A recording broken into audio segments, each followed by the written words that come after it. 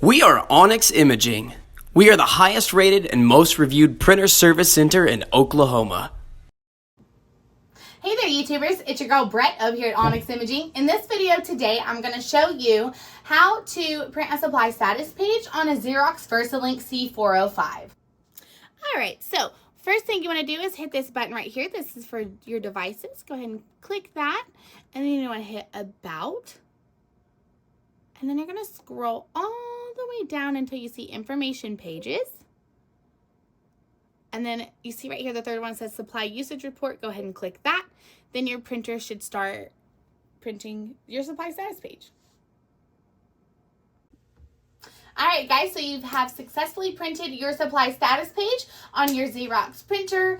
Thank you for watching our video today, and I hope you guys have a wonderful day. Thank you for watching.